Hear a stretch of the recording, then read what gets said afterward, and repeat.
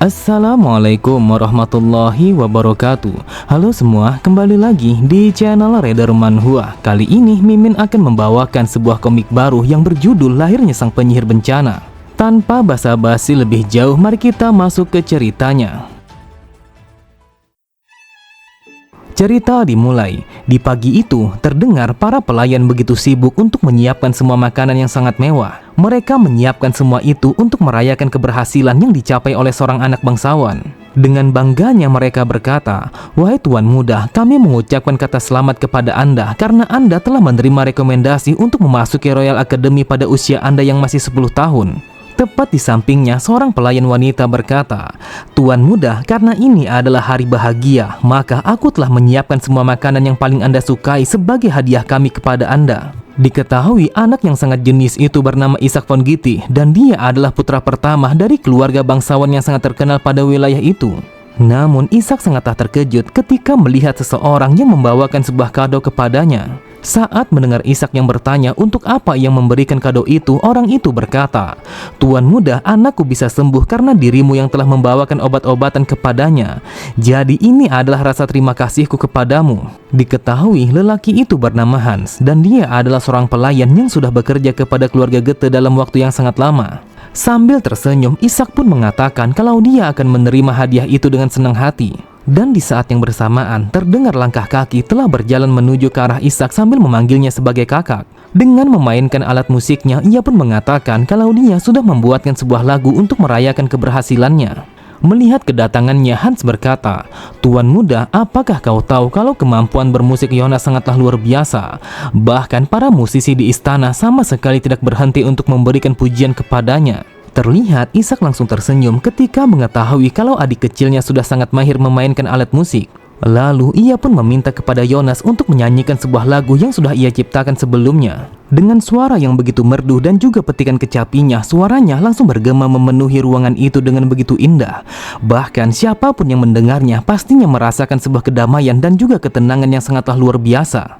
Namun tiba-tiba saja suasananya langsung berubah begitu saja, yang bahkan terselimuti dengan darah. Seketika itu juga Ishak langsung membuka kedua matanya sambil meneriakkan nama adiknya. Dengan nafas yang tersengal-sengal, ia pun berusaha untuk bangkit dari tempat tidurnya.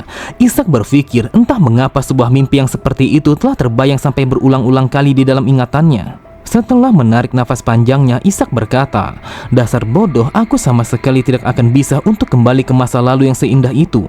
Pada sisi yang lain, terdengar seseorang yang menuruni anak tangga sambil membawa penerangan. Kemudian ia pun telah sampai pada sebuah pintu yang terbuat dari kayu yang sangat kokoh dan juga tebal. Setelah membuka kunci ruangan itu, ia pun langsung membukanya sembari mengucapkan selamat pagi kepada Ishak yang berada di dalamnya. Namun orang itu begitu heran ketika melihat Ishak yang sangat gelisah di atas tempat tidurnya. Lalu ia pun bertanya apakah Ishak mengalami mimpi buruk sampai-sampai wajahnya telah terlihat begitu pucat.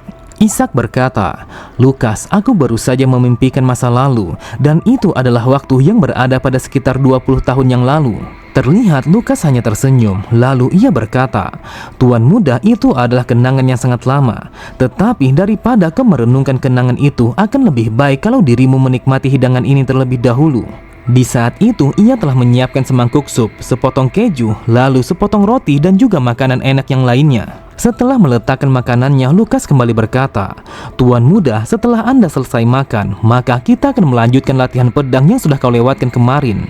Sambil memperhatikan makanannya, Ishak bergumam, "Pada 20 tahun yang lalu, ketika aku masih berusia 10 tahun dan 1 bulan lagi memasuki akademi, tiba-tiba saja aku terkena sebuah penyakit yang mereka katakan sebagai flu.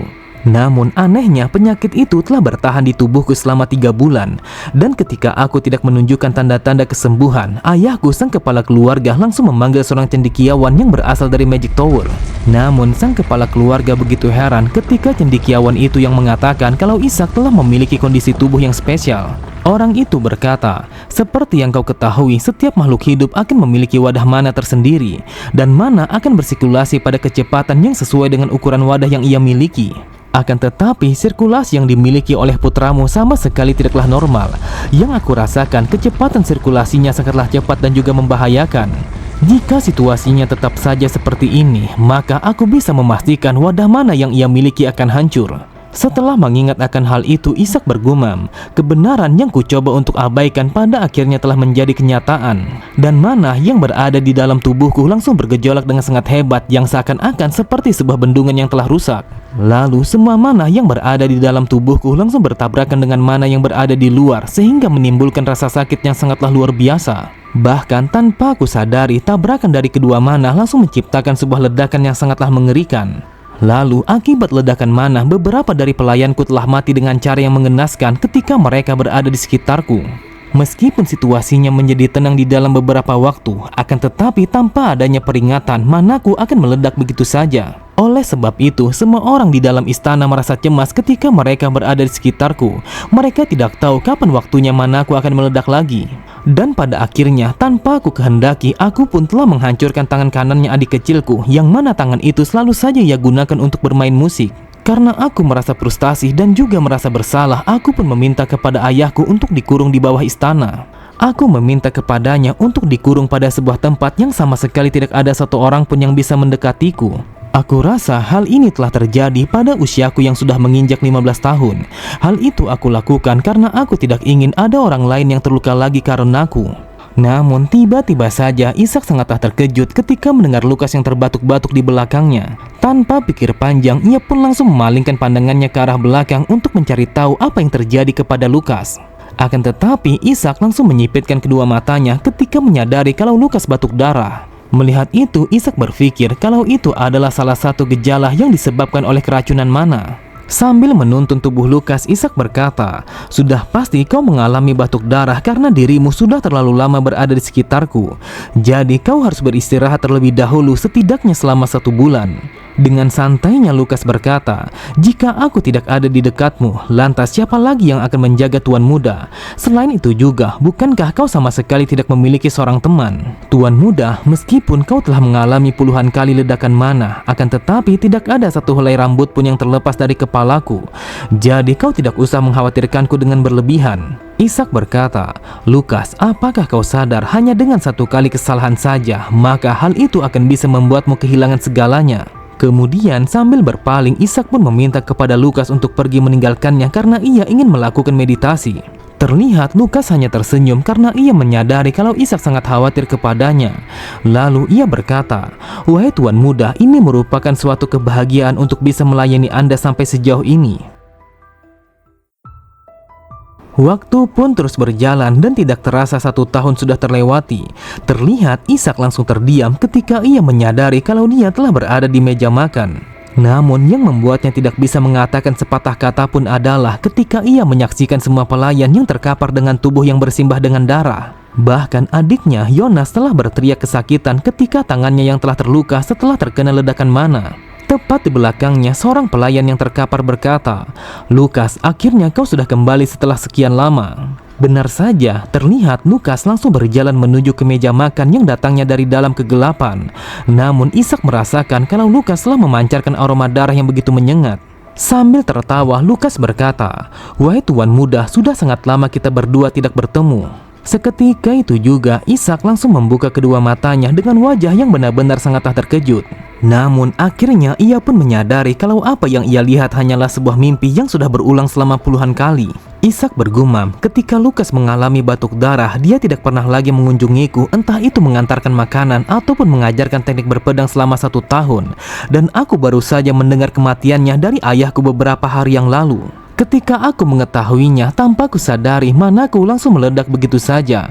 Oleh sebab itu, aku pun mengunci pintu kurunganku dari siapapun, meskipun itu adalah keluargaku.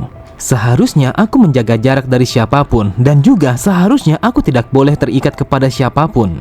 Bahkan seharusnya aku bersikap lebih dingin agar mereka tidak berniat untuk mendekatiku. Andai saja aku mengabaikan mereka semua, maka mereka sama sekali tidak akan menjadi korban dari ledakan yang tidak aku inginkan. Setelah mengurung diri tanpa berhubungan dengan siapapun, akhirnya aku pun telah berhasil melewati semua itu selama puluhan tahun tanpa melukai orang lain. Meskipun aku masih hidup, akan tetapi saat ini aku telah berubah menjadi seorang pria paruh baya yang terlihat begitu tua. Wajahku yang keriput dan juga tanganku yang mulai bergetar sudah menunjukkan kalau aku sudah berubah menjadi setua itu di dalam sini.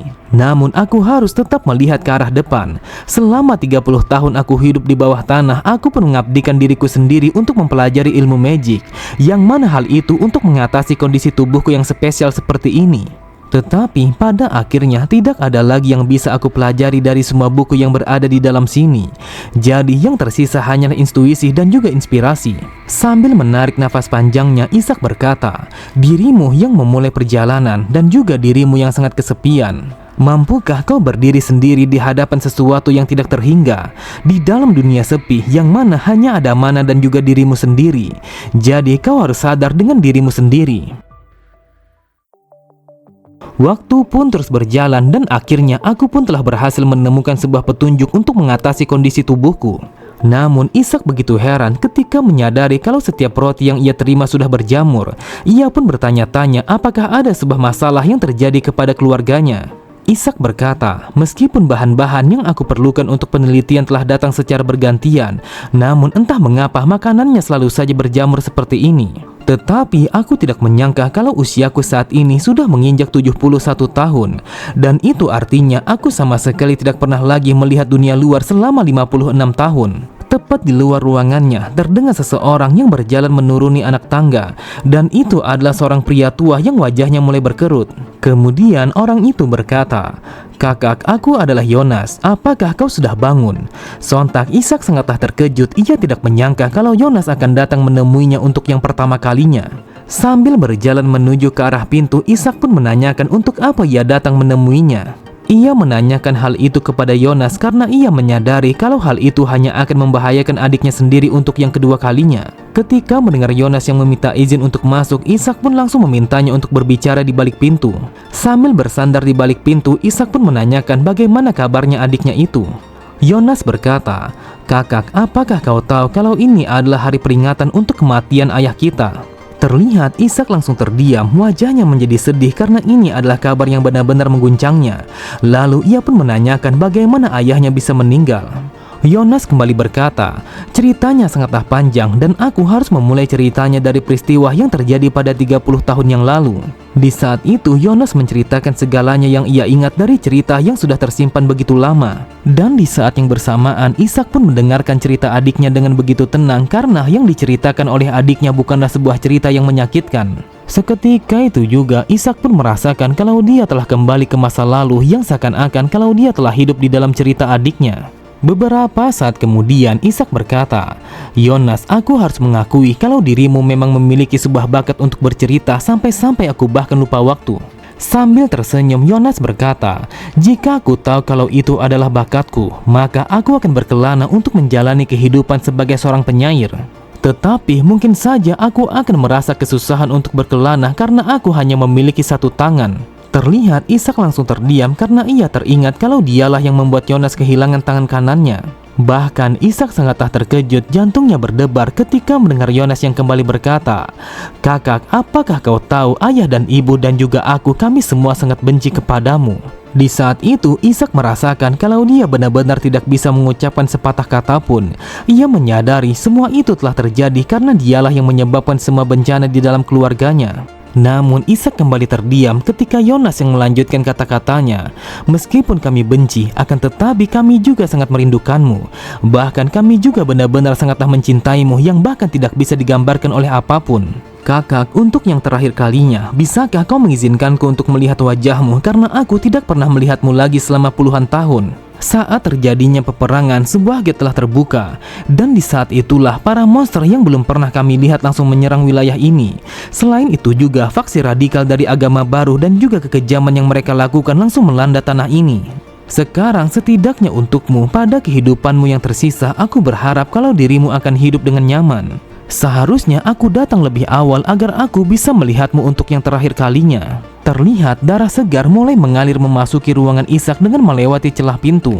Tanpa pikir panjang, Ishak langsung membuka pintu ruangannya untuk memastikan apa yang terjadi kepada adiknya. Namun Ishak sangatlah terkejut ketika melihat Yonas yang terbaring di atas lantai dengan sebuah pedang yang menusuk tubuhnya. Melihat itu, Ishak berkata, "Yonas, bagaimana mungkin kau berbicara sebanyak itu dalam kondisi yang seperti ini?" Kemudian ia pun berusaha untuk menggendong adiknya yang sudah tidak berdaya sembari mengatakan kalau dia tidak boleh berbaring di tempat itu. Lalu ia pun berusaha membawa adiknya menuju ke arah atas dan berharap kalau dia bisa menemukan seseorang yang akan bisa menghentikan pendarahannya. Akan tetapi Ishak langsung menangis ketika menyadari kalau adiknya begitu kurus. Ishak berkata, "Apa yang terjadi kepadamu sampai-sampai kau begitu kurus seperti ini? Yonas, sudah berapa lama kau kelaparan?" Tidak lama kemudian, akhirnya mereka pun menemukan sebuah cahaya yang berada di ujung tangga. Dan ini adalah pertama kalinya Ishak merasakan hangatnya sinar matahari setelah mengurung diri selama puluhan tahun. Akan tetapi yang ia temukan bukanlah keramaian istana seperti yang dulu, melainkan hanyalah kehancuran yang disebabkan oleh peperangan. Di saat itu, istana yang dulunya telah berdiri dengan begitu kokoh, saat ini dia telah runtuh bersama semua orang yang berada di dalamnya. Bahkan tidak jauh dari mereka terdapat seekor monster yang terbaring tidak bernyawa yang sebelumnya telah diceritakan oleh Yonas. Namun tidak lama kemudian, akhirnya Yonas langsung menghembuskan nafas terakhirnya tepat berada di samping Ishak. Dengan hati yang begitu sedih, Ishak berkata, "Yonas, saat ini hujan salju, jadi aku tidak bisa menguburmu karena tanahnya sudah menjadi beku. Namun aku akan menguburmu di tanah keluarga kita ketika musimnya sudah semi. Dan ketika aku sudah menguburmu, aku juga akan beristirahat tepat di sampingmu dan juga menemanimu untuk yang terakhir kalinya." Ketika musim dingin sudah berlalu, akhirnya Ishak pun telah selesai menguburkan jasad adiknya tepat di samping makamnya kedua orang tua mereka yang sudah meninggal sejak dari lama. Kemudian Ishak pun mengambil sebuah kristal berwarna biru yang mana itu adalah sebuah batu yang dikenal sebagai runestone. Lalu ia pun langsung mengangkat tangannya ke arah atas yang bersamaan dengan nyalanya kobaran api yang berada di tangan kirinya. Ishak berkata, "Yonas, apakah kau melihatnya kalau aku bisa melakukannya?" Setelah meneliti selama puluhan tahun, akhirnya aku telah berhasil mengatasi kondisi tubuhku yang telah membunuh banyak orang. Meskipun baru sekarang, akan tetapi aku telah berhasil melakukannya. Di bawah rintikan hujan yang mulai membasahi tempat itu, terlihat Ishak langsung tersungkur ke atas tanah. Dan di dalam sujudnya ia berkata, "Apakah tidak masalah kalau aku beristirahat? Yonas, apakah mungkin kalau aku masih bisa dimaafkan? Jika aku lebih cepat sedikit saja, ataupun jika aku tidak menghabiskan banyak waktu di dalam keputusasaan, apakah mungkin semuanya akan berubah?" Setelah mengatakan itu, secara perlahan Ishak pun langsung menutup kedua matanya. Kemudian di dalam senyumannya, ia pun langsung menghembuskan nafas terakhirnya tepat di hadapan makam keluarganya. Namun tiba-tiba saja di bawah alam sadarnya, ia pun mendengar suara seseorang yang memanggilnya hingga berkali-kali. Mendengar suara itu, Ishak pun menyadari kalau itu adalah suara seseorang yang sangat familiar di telinganya yang tidak lain adalah Hans. Tetapi di saat yang bersamaan, ia pun menyadari kalau Hans sudah meninggal dalam waktu yang sangat lama. Di dalam rasa terkejutnya, ia pun langsung membuka kedua matanya karena ia merasakan kalau suaranya telah terdengar semakin nyata. Kemudian pada sisi yang lain Hans berkata, "Tuan muda, apakah Anda mengalami mimpi buruk? Yang aku perhatikan wajahmu begitu pucat dan bahkan kau juga berkeringat begitu banyak. Sejak dari tadi kau terlihat begitu gelisah sampai-sampai aku begitu khawatir jika ada sesuatu yang terjadi kepadamu." Ketika melihat Hans yang terlihat begitu nyata, Ishak bergumam, "Apakah ini adalah mimpi? Ataukah mungkin kalau ini adalah kilas balik kehidupanku yang terjadi sebelum kematianku?" Karena Ishak begitu penasaran, ia pun langsung berjalan menuju ke arah jendela karena ia telah mendengar para pelayan yang begitu ribut. Sesampainya di jendela, ia pun kembali terdiam ketika mendengar para pelayan yang memanggil nama Yonas hingga berkali-kali. Di saat itu, Yonas telah memanjat sebuah pohon yang begitu tinggi sampai-sampai para pelayan begitu khawatir kepadanya. Sambil tertawa menghadap ke arah Ishak, Yonas pun menunjukkan sebuah mainan kepadanya. Yonas mengatakan kalau itu adalah mainan yang baru saja ia dapatkan. Sontak Ishak sangatlah terkejut setelah melihat Yonas yang terlihat begitu muda. Ishak bertanya-tanya bagaimana mungkin sebuah mimpi yang ia alami saat ini terlihat begitu nyata. Kemudian Ishak berkata, "Aku yakin kalau ini bukanlah mimpi, akan tetapi aku telah kembali ke masa lalu." Seketika itu juga ia pun teringat dengan sebuah kata yang ia ucapkan di dalam meditasi. "Dirimu yang memulai petualangan dan juga dirimu yang sangat kesepian, bisakah kau berdiri sendiri di hadapan keabadian, dunia yang sunyi di mana hanya ada mana dan juga dirimu?" Bangkitkan dirimu dan juga lepaskan dirimu. Kau harus membuang sudut pandang yang sudah lama tertanam di dalam kehidupanmu. Kau harus membebaskan dirimu sendiri dari belenggu di masa lalu. Kemudian kau harus menjadi dirimu sendiri untuk menjalani kehidupan ini. Setelah menyadari kalau dia telah kembali ke masa lalu yang tepatnya sekitar 60 tahun yang lalu, Ishak langsung teringat ketika ia mulai mengamuk di dalam kediamannya. Sambil membersihkan pecahan guci dan juga semua benda yang berserakan, para pelayan berkata, "Apakah Tuan Muda telah menyebabkan masalah lagi? Bahkan aku sangat takut ketika memikirkan kapan dia akan meledak lagi." Mungkin saja ia mengamuk karena dia sedang sakit, tetapi entah mengapa yang aku perhatikan emosinya menjadi semakin sensitif pada setiap harinya. Mendengar ocehan mereka, dengan kesalnya Hans berkata, "Dasar brengsek, apa yang sedang mereka bicarakan?" Di saat itu ia pun langsung bergegas untuk memarahi mereka semua. Akan tetapi Hans langsung terdiam ketika Ishak yang menarik bajunya dari belakang.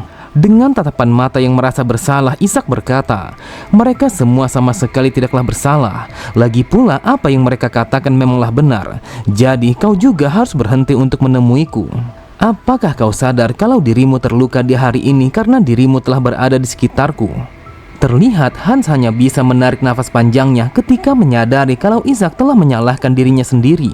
Kemudian ia pun mencoba untuk menghibur Ishak dengan mengatakan, "Tuan Muda, mana mungkin aku bisa menjauhimu? Sampai sekarang aku masih peduli kepadamu. Saat ini dirimu hanya sedang melewati masa-masa yang sedikit sulit. Tetapi ketika ini sudah berlalu, maka aku pun sangat yakin kalau ini sama sekali tidak akan menjadi masalah besar. Tuan Muda, bukankah kehidupan memanglah seperti ini? Ada kalanya kita merasa bahagia dan juga ada kalanya kita akan merasakan kehidupan yang begitu pahit. Jadi apapun yang terjadi, kau tidak boleh menyalahkan dirimu sendiri." Namun tidak berapa lama, Hans yang dulunya selalu saja berbicara dengan senyuman, pada akhirnya dia kehilangan nyawanya sendiri ketika terkena ledakan manaku. Siapapun yang peduli kepadaku, maka mereka akan mati yang disebabkan oleh kebaikan hati mereka. Atau bisa dikatakan kalau aku yang sudah membunuh mereka semua. Kalau semua ini benar-benar kenyataan, lantas apa yang harus aku lakukan agar mereka tidak menjadi korban dari ledakan manaku? Di saat itu pikirannya begitu kacau karena ia sama sekali tidak ingin mengulang semua kejadian yang membuat mereka menjadi korban. Lalu Ishak langsung memalingkan pandangannya ke arah Hans. Lalu ia meminta kepadanya untuk keluar dari ruangannya. Saat mendengar Hans yang bertanya alasannya, sambil berteriak Ishak kembali berkata, "Kau tidak usah banyak tanya, jadi menyingkirlah sekarang juga dari hadapanku." Setelah mengatakan itu, Ishak bergumam, "Ini adalah keputusan yang benar. Jika mereka berada di dekatku, maka hal itu hanya akan membahayakan nyawa mereka." Sontak Hans sangatlah terkejut karena ini adalah pertama kalinya ia melihat Ishak yang mengusirnya dengan cara yang seperti itu. Namun Hans menyadari kalau apa yang ditunjukkan oleh Ishak tidak seperti yang benar-benar ia inginkan. Hans merasakan kalau Ishak sama sekali tidak ingin menyakiti siapapun untuk yang kesekian kalinya. Kemudian sambil berjalan menuju ke arah pintu, Hans berkata, "Tuan Muda, aku berharap kalau dirimu tidak usah mencoba untuk menanggung semuanya sendirian. Tuan Muda, sesekali kau harus memberikan kepercayaan kepada kami karena itu sama sekali tidak akan menjadi masalah." Setelah kepergiannya, Ishak berkata, "Aku tidak ingat kalau dia pernah mengatakan sesuatu yang seperti itu. Apakah dia mengatakannya di dalam mimpiku karena aku memang sangat ingin mendengarnya." Tanpa pikir panjang, ia pun langsung menapar wajahnya sendiri karena ia berpikir kalau ini benar-benar hanyalah mimpi. Namun Ishak langsung terdiam setelah merasakan rasa sakit akibat tamparannya. Dan di saat itulah ia pun menyadari kalau ini benar-benar kenyataan. Tetapi bagaimana dengan dirinya yang sebelumnya sudah mati tepat di hadapan makam keluarganya? Lalu ia pun langsung melemparkan pandangannya kepada Yonas yang masih bermain di atas pohon. Ishak berkata, "Entah ini adalah mimpi ataupun kenyataan, akan tetapi aku harus mencegah diriku sendiri untuk mengalami ledakan mana." Beberapa saat kemudian Ishak bergumam, "Di masa lalu ada seseorang yang telah menderita kondisi tubuh yang sepertiku. Dia adalah seseorang yang bernama Siegfried Goethe. Namun dia adalah seseorang yang sudah mencapai sebuah ranah yang belum pernah dicapai oleh manusia manapun, yaitu seorang penyihir tingkat 10, dan dia adalah kakek buyutku. Ketika aku mengurung diri di dalam penjara bawah tanah, aku pun mempelajari tentang dirinya dari sebuah catatan para leluhur yang diturunkan oleh ayahku. Lalu setelah bertahun-tahun melakukan pelajaran yang mendalam, akhirnya aku pun menemukan sebuah cara untuk mengatasi kondisi tubuh yang seperti ini, yaitu dengan menciptakan sebuah runestone yang terlihat seperti batu kristal. Sebuah pola tunggal yang terukir di atasnya itu adalah sesuatu yang tercipta dari penelitianku. Dengan mengukirnya ke dalam batu mana, maka hal itu akan menciptakan sebuah runestone. Setelah selesai menciptakan batu itu, Ishak berpikir, aku merasa begitu senang ketika kembali menjadi muda. Hal itu disebabkan karena sebelumnya tanganku sangatlah gemetar ketika mengukir batu ini. Untuk mencegah efek samping dari kondisi fisik yang selalu saja mengalami ledakan mana, maka wadah mananya harus tahan dari sirkulasi mana yang bergejolak tanpa henti. Akan tetapi manaku telah mengalir secara gila-gilaan dengan begitu cepat dan juga kuat, sehingga wadah mananya sama sekali tidak mampu untuk menahannya. Sebenarnya orang normal sudah pasti akan mati ketika wadahnya sudah hancur. Namun anehnya, entah mengapa wadahku telah memulihkan dirinya sendiri yang seakan-akan tidak terjadi apapun. Entah mengapa wadah manaku bisa meledak kapan saja hingga berkali-kali atau bahkan sampai ratusan kali. Tetapi dengan menggunakan runestone ini, maka hal itu akan merusak jalur manaku dengan sengaja. Sebuah dampak yang diberikan oleh runestone adalah untuk mengarahkan area yang sudah rusak kepada sebuah jalur yang baru saja diciptakan. Dengan cara yang seperti itu, aku akan bisa menyebarkan kejutan gejolak mana sehingga ia tidak meledak seperti yang sebelumnya. Namun tingkat keberhasilannya begitu rendah. Bahkan aku hanya berhasil melakukannya tepat sebelum kematianku. Sebelumnya, sebuah api kecil telah menyala di tanganku, dan itu adalah tanda kalau aku telah berhasil melakukannya. Aku penasaran apakah kali ini aku akan berhasil melakukannya. Kemudian ia pun langsung menyalakan api kecil pada tangan kirinya, dan di saat yang bersamaan ia begitu gugup apakah ia akan berhasil ataukah tidak. Namun tiba-tiba saja Ishak sangatlah terkejut ketika api itu telah bergejolak dengan sangat hebat. Di saat itu yang ia lihat kalau apinya telah menyebar ke arah atas sehingga menerangi ruangannya. Dengan mata yang tercengang, Ishak mengatakan kalau kekuatannya sangatlah luar biasa. Dan di saat yang bersamaan Ishak pun menyadari kalau wadah mananya mulai meretak. Seketika itu juga ia pun merasakan kalau jantungnya mulai berdetak dengan sangat kencang yang seiring bertambahnya gejolak kekuatan mananya. Tepat di tangannya, runestone yang ia genggam dengan begitu erat mulai memancarkan cahaya kekuningan. Lalu batu itu langsung memuntahkan sebuah api yang berasal dari dalam tubuh Ishak. Melihat api itu yang berputar-putar, Ishak bergumam, sudah aku duga kalau jalurnya telah bertambah menjadi 3. Yang aku rasakan masing-masing dari mereka telah memiliki ukuran dan juga sifat yang berbeda-beda. Jadi mulai dari sekarang aku akan bisa menggunakan 3 mantra magic secara bersamaan. Terlihat Ishak begitu takjub ketika menyadari kalau usahanya selama puluhan tahun di masa lalu telah berhasil dengan sangat sempurna. Kemudian Ishak berkata, aku tidak boleh terlalu bangga hanya karena aku sudah bisa menggunakan 3 magic sekaligus. Tetapi tujuan utamaku saat ini adalah untuk mencegah terjadinya ledakan mana seperti yang sebelumnya. Saat ini 3 jalur sama sekali tidaklah cukup. Oleh sebab itu aku harus menggunakan lebih banyak dan juga lebih sering menggunakan magic agar aku bisa menambah jalur baru. Dan juga aku harus mengurangi semaksimal mungkin sebuah beban yang telah ditanggung oleh wadah manaku. Jadi sampai saatnya sudah tiba, maka aku tidak akan membiarkan siapapun untuk berada di sekitarku. Aku bersumpah untuk menjauhi siapapun dan juga bersikap dingin kepada mereka agar mereka sama sekali tidak berniat untuk mendekat kepadaku. Namun pada keesokan harinya, terlihat Hans yang telah datang ke ruangan Ishak sambil membawa makanan kesukaannya. Melihat kedatangannya yang sangat ribut dan juga heboh, Ishak pun langsung memintanya untuk pergi meninggalkannya. Namun Hans ia sama sekali tidak menghiraukan dengan apa yang diperintahkan oleh Ishak, meskipun ia memintanya untuk keluar hingga berkali-kali. Di saat itu Hans telah menunjukkan kasih sayang dan juga perhatian yang begitu dalam kepada Ishak yang bahkan melebihi daripada anaknya sendiri. Sambil memakan sepotong roti yang diberikan oleh Hans, Ishak bergumam, sudah sewajarnya dia mengira kalau aku akan bertingkah seperti anak kecil pada umumnya karena usiaku di saat ini masihlah 12 tahun. Terlihat Ishak langsung terdiam ketika merasakan kelezatan roti itu. Ia menyadari kalau ini adalah roti yang biasanya dibuat oleh pengasuhnya. Dan ini adalah pertama kalinya ia memakan roti itu lagi sejak kematian pengasuhnya yang terjadi pada puluhan tahun yang lalu. Pada sisi yang lain, terlihat Hans langsung tersenyum saat melihat Ishak yang memakan roti itu dengan begitu lahap. Ketika mendengar Ishak yang bertanya kemana sang pengasuh karena dia tidak melihatnya di hari ini, Hans pun berkata, Tuan muda, saat ini putranya telah mengalami sebuah penyakit yang disebut sebagai pneumonia. Bagaimana mungkin seorang pengasuh telah meninggalkan pekerjaannya hanya karena anaknya sendiri? Jika dia berada di dalam keluarga lain, maka dia tidak akan berani untuk melakukan sesuatu yang semacam itu. Sontak Hans sangatlah terkejut. Ia sama sekali tidak menduga kalau Ishak akan mengatakan sesuatu yang tidak berhati seperti itu. Dan itu tidak seperti tuan muda yang ia kenal sejak kecil. Kemudian Ishak kembali berkata, "Tetapi apakah cuma anaknya saja yang mengalami penyakit itu di dalam desa mereka? Ataukah mungkin ada anak lain yang mengalami hal yang sama?" Terlihat Hans langsung menghela nafas panjangnya ketika menyadari kalau Ishak masih seperti yang dulu, seorang anak yang sangat perhatian kepada kesulitan orang lain. Lalu Hans berkata, "Yang aku dengar kalau dia tidak sendirian, akan tetapi semua anak yang berada di dalam desa telah tertular penyakit itu secara bersamaan." Mendengar itu, Ishak bergumam, "Sekarang aku ingat ini adalah insiden yang terjadi di waktu itu. Dan itu adalah penyebaran sebuah wabah yang dikenal sebagai pneumonia yang terjadi pada Black Goose. Di saat itu, ia telah kehilangan putranya pada insiden ini. Oleh sebab itu, ia harus hidup dengan menanggung rasa kehilangan yang sangat besar sampai kematiannya. Setelah terkena ledakan mana, ia pun mengalami sebuah luka yang sangat parah sehingga ia harus kehilangan nyawanya sendiri. Sebelum kematiannya, ia mengatakan kalau dia sangat senang bisa meninggal lebih dulu karena ia bisa bertemu lagi dengan anaknya di alam surga."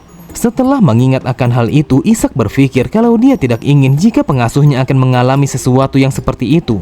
Kemudian, dengan tatapan mata yang tajam, Ishak pun bertanya kepada Hans monster apa yang baru saja ditaklukkan pada wilayah yang berdekatan dengan desa mereka. Beberapa saat kemudian, ketika hari sudah semakin malam, Ishak langsung berjalan melewati jalan setapak untuk menuju ke desa Black Goose. Namun tepat di tengah perjalanan, ia pun bertemu dengan seekor rusa yang berkeliaran untuk mencari makan. Akan tetapi rusa itu langsung berlari ketakutan ketika bola api yang mencoba untuk mengejarnya.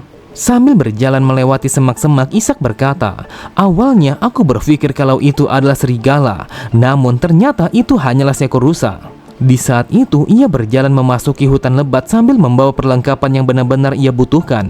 Dan tidak lama kemudian, akhirnya ia pun telah sampai pada persimpangan yang mengarah kepada desa itu. Kemudian Ishak teringat dengan apa yang dikatakan oleh Hans sebelumnya. Hans berkata, "Sebelumnya ada seekor monster yang diburu di desa itu. Namun aku sendiri belum bisa melihatnya dengan jelas bagaimana wujud asli monster itu.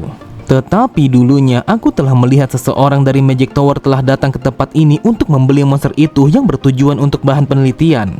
Meskipun hanya sekilas, akan tetapi monster itu telah terlihat seperti seekor laba-laba raksasa yang bulunya berwarna perak." Mendengar penjelasannya, Ishak berpikir, jika apa yang digambarkan oleh Hans memanglah akurat, maka tidak diragukan lagi kalau itu adalah Winter Spider. Yang aku pelajari di dalam buku, pada dasarnya dia bukanlah seekor monster yang kuat.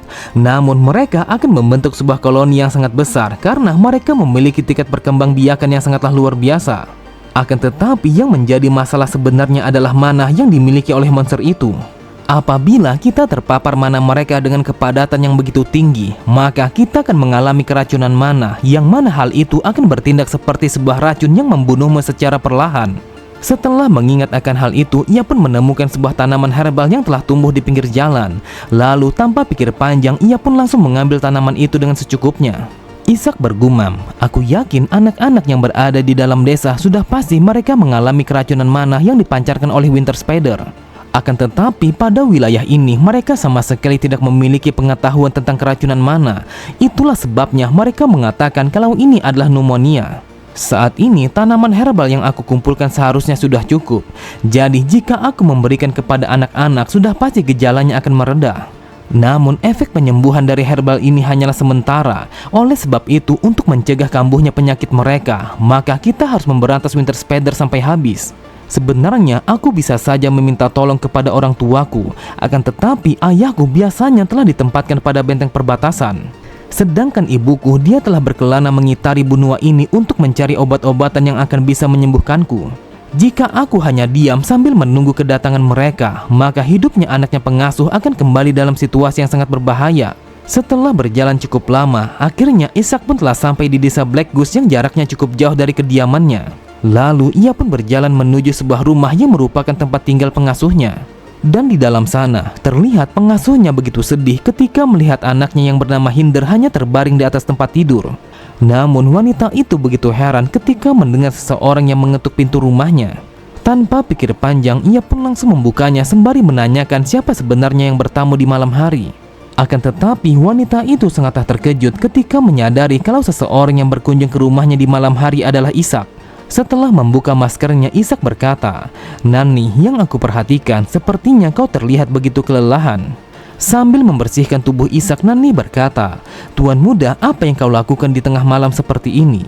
Apakah mungkin kau melarikan diri karena terjadinya sesuatu di istana? Bahkan kau terlihat begitu kotor sampai-sampai wajahmu telah dipenuhi oleh debu yang tercampur dengan keringat." Terlihat Ishak hanya terdiam, wajahnya begitu malu karena ia telah diperhatikan oleh Nani seperti anak kecil. Kemudian Ishak berkata, "Nani, kau tidak bekerja selama beberapa hari. Oleh sebab itu aku datang ke tempat ini untuk menjengukmu secara langsung." Namun Nani langsung melarang Ishak untuk masuk ke rumahnya. Ia berkata, "Tuan muda, saat ini Hinder dia telah terkena penyakit pneumonia. Jadi kau tidak usah mendekatinya karena itu bisa saja membuatmu tertular." Karena Ishak sudah mengetahui penyakit itu, ia pun langsung menggunakan sebuah masker untuk menutupi pernafasannya. Lalu ia pun melemparkan sebuah tas kepada Nani sembari mengatakan kalau ia sama sekali tidak perlu memikirkannya. Ketika mendengar Nani yang bertanya isi dari tas itu, Ishak berkata, "Itu adalah tanaman herbal. Saat ini kau harus menumbuk tanaman itu terlebih dahulu. Lalu setelah meletakkan di dalam wadah, kau harus menyeduhnya 2 kali sebelum diberikan kepada Hinder." Setelah mengatakan itu, ia pun langsung berjalan menuju ke kamar Hinder untuk melihat bagaimana kondisinya. Sesampainya di dalam sana, Ishak langsung memperhatikan tubuh Hinder yang terbaring dengan begitu lemas. Lalu ia bergumam, "Yang aku perhatikan, wajahnya begitu pucat dan juga tubuhnya telah mengalami bintik-bintik kebiruan. Dan ini bisa dipastikan kalau dia telah mengalami keracunan mana." Kemudian Ishak pun mencoba untuk membangunkannya dengan memanggilnya hingga berkali-kali. Secara perlahan, Hinder langsung membuka kedua matanya. Ketika menyadari kalau yang membangunkannya adalah Ishak, dengan suara yang terbata-bata ia berkata, "Tuan muda, aku mohon tolong jangan pecat ibuku karena dia yang tidak bekerja. Dia tidak bisa bekerja melayani keluarga Anda karena dia masih berusaha untuk merawatku." Dengan santainya Ishak berkata, "Kau tidak usah merasa khawatir karena aku datang ke tempat ini bukan untuk memecatnya. Asal kau tahu, ibumu dia adalah satu-satunya orang yang diam-diam memberikan makanan kepadaku meskipun aku mengalami kondisi tubuh yang berbahaya. Jadi yang perlu kau lakukan hanyalah fokus kepada pemulihanmu." Pada keesokan harinya, ketika hari masih pagi, Ishak langsung meminta kepada seseorang untuk membawanya kepada sebuah tempat yang dulunya telah digunakan sebagai tambang. Sambil memperhatikan goa itu, Ishak berkata, "Apakah kau yakin kalau ini adalah goa batu kapur yang sudah terbengkalai?" Saat mendengar orang itu yang mengatakan iya, Ishak langsung memberikan kepadanya sebuah koin emas sebagai imbalannya. Sebelum ia pergi, orang itu berkata, "Sebaiknya kau harus berhati-hati karena ada begitu banyak orang-orang yang telah hilang di sekitar sini." Mendengar itu, Ishak bergumam, "Yang aku tahu, Winter Spider mereka sangat suka kepada goa batu kapur karena ini adalah satu-satunya goa yang berada pada wilayah ini. Jadi kemungkinan besar kalau ini adalah sarang mereka." Terlihat Ishak langsung menciptakan bola api yang akan ia gunakan sebagai penerangan. Lalu ia berkata, "Sebelum aku masuk, akan lebih baik kalau aku harus melakukan persiapan terlebih dahulu agar misi ini bisa berjalan dengan lancar." Ishak bergumam, "Sebelumnya dengan membuka jalur baru pada aliran manaku, akhirnya aku pun jadi bisa menggunakan 3 magic secara bersamaan. Dengan begitu, kekuatan yang aku miliki bisa setara dengan magic kelas 2. Namun tetap saja kalau itu ada batasannya. Jika aku menggunakannya dengan berlebihan, maka ada kemungkinan kalau wadah manaku bisa hancur. Karena aku tidak tahu ada berapa banyak Winter Spider yang berada di dalam sana, maka aku tidak bisa menggunakan magic dengan cara sembarangan. Itulah mengapa aku membutuhkan tanaman ini, yaitu sebuah tanaman racun yang disebut sebagai belladonna. Biasanya buahnya tanaman ini akan diencerkan untuk digunakan sebagai pelumpuh ataupun pembiusan. Akan tetapi bagi Winter Spider itu adalah racun yang sangat mematikan. Siapa yang menyangka jika mereka akan hidup dengan kelemahan mereka sendiri pada wilayah ini?" Beberapa saat kemudian, akhirnya ia pun telah berhasil mengumpulkan tumbuhan belladonna dengan jumlah yang cukup banyak. Namun Ishak begitu kesal ketika ia merasakan kalau tangannya mulai gatal-gatal. Kemudian sambil memasuki goa itu lebih dalam, Ishak berkata, "Sebelumnya aku sudah membuat runestone dalam jumlah yang cukup banyak. Jadi aku rasa kalau ini sudah cukup untuk memulai misi ini." Di saat itu, Ishak berjalan memasuki goa itu dengan persiapan yang cukup matang yang dimulai dari tanaman racun, runestone, dan juga perbekalan yang diperlukan. Tidak lama kemudian, akhirnya ia pun telah sampai pada sebuah lubang yang mengarah menuju ke arah bawah. Sambil melihat ke arah bawah, Ishak bergumam, "Jika aku gagal dan sekarat di dalam sini, maka hal itu akan menjadi kematian yang sangat sia-sia." Sepertinya para monster itu telah bersarang di bawah sana, tetapi bagaimana caranya aku bisa turun ke arah sana? Setelah mencari sebuah cara, ia pun menemukan sebuah tangga yang dulunya telah digunakan oleh para penambang. Tanpa pikir panjang, ia pun langsung menuruni tangga itu. Tetapi Ishak menyadari kalau tangganya begitu rapuh sehingga ia menuruni tangga itu secara hati-hati. Tidak lama kemudian, akhirnya ia pun telah sampai di dasar lubang dengan nafas yang tersengal-sengal. Ishak merasakan kalau dia begitu lelah karena itu adalah lubang yang benar-benar sangatlah dalam. Namun Ishak langsung terdiam ketika menyaksikan sebuah pemandangan yang tidak ingin dilihat oleh semua orang. Ternyata tepat di hadapannya ada begitu banyak tulang-tulang yang berserakan di mana-mana. Melihat itu, Ishak berkata, "Sepertinya aku telah menemukan sarang mereka, karena selain tulang hewan, aku juga telah menemukan tulang manusia." Di saat itu, Ishak menyadari bangkai-bangkai yang bergelimpangan di atas tanah telah terlihat seperti cairan tubuh mereka yang sudah mengering. Sedangkan sebuah tulang yang ia dapatkan adalah sebuah tulang yang merupakan selangka manusia. Ishak bertanya-tanya apakah itu adalah tulangnya orang-orang yang telah menghilang yang dikatakan oleh pemandu sebelumnya. Namun tiba-tiba saja Ishak langsung menjadi waspada ketika mendengar pergerakan yang datangnya dari dalam kegelapan. Bahkan Ishak merasakan kalau itu adalah pergerakan yang serentak yang menandakan kalau datangnya secara bersamaan. Karena ia menyadari kalau itu sudah pasti adalah kumpulan Winter Spider, ia pun langsung menggunakan magicnya untuk menambah penerangan. Di saat itu, ia pun langsung menggunakan 3 magic sekaligus dan bersiap untuk menghadang kedatangan mereka semua. Kemudian, Ishak langsung mengarahkan magic apinya menuju kegelapan. Dan di saat yang bersamaan, terlihat seekor monster telah bergerak menuju ke arahnya. Sambil memainkan bola apinya yang berkeliling mengitari goa itu, Ishak bergumam, "Dari dalam buku yang aku baca, dijelaskan kalau makhluk ini sangat takut dengan api. Jadi sudah pasti kalau ini akan membuat mereka tidak bisa mendekatiku untuk sementara." Ishak berpikir kalau dia harus bersiap terlebih dahulu sebelum yang lainnya telah datang untuk mengerumuninya.